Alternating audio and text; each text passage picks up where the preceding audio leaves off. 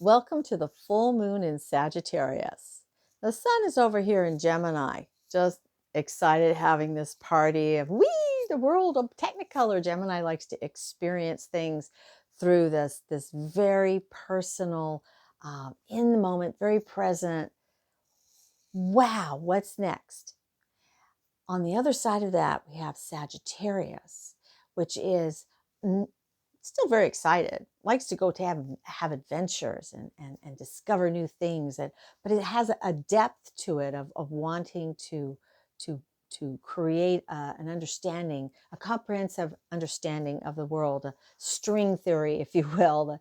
The universe all makes sense kind of consciousness, which Gemini doesn't really necessarily need that culmination. It just is enjoying the process.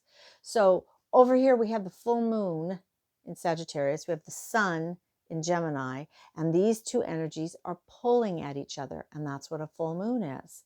So with Sagittarius moon, that means there's a focus on feelings, because the moon is about our depth, our love, our inner workings, which are very emotional. Yeah, there's thoughts, there's programs, there's strategies, there's all that, but there's this emotional basis, this ocean of emotions that's just part of moon, of what the moon reality is. So with the Sagittarius moon being so activated, we have to be able to be with our feelings. Here's the passionate fire of Sagittarius. Here's the rapid air energy of Gemini. But we have a lot of heart happening, and we get to pay attention to that, because that'll be our beacon, our guide, as we're moving through these full moon energies. To help us out with that, Venus and Jupiter are meeting in a conjunction at the very last degree of Taurus. It's like the last hurrah of that grounded energy that says, you deserve to feel good in life. You need to come back to your body and touch the earth, to listen to good music, to eat the good food.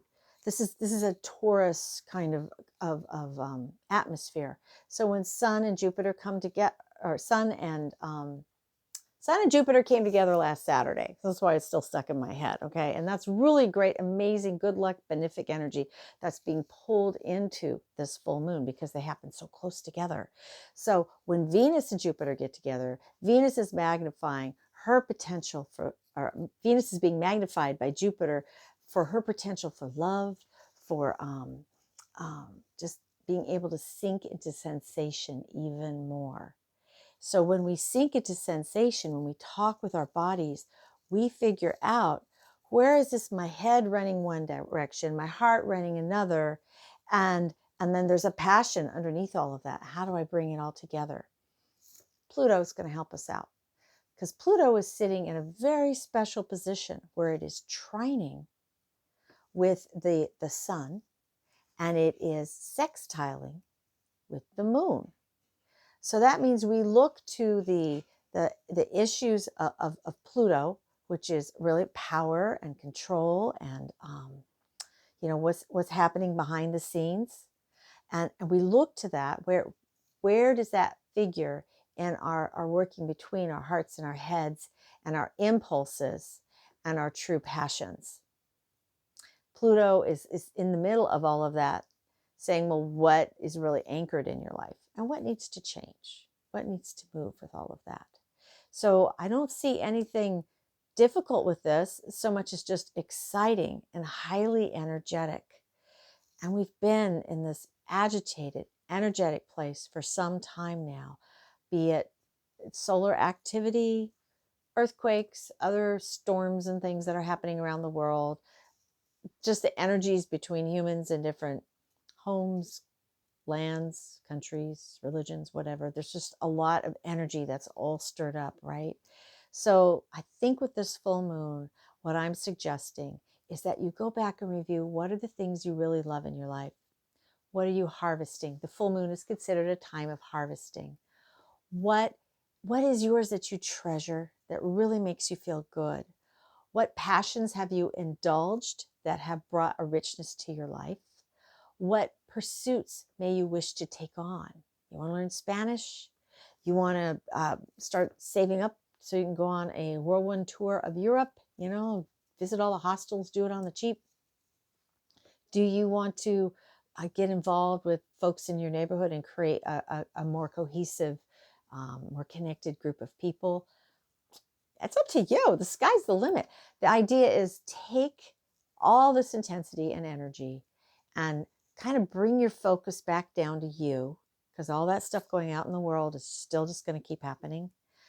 Take it all down to you. And how do you want to harvest what's been happening? This full moon in Taurus, or this full moon in Sagittarius, with all this Taurus and Gemini, because there's a lot of planets in Taurus, lots of things happening in Gemini.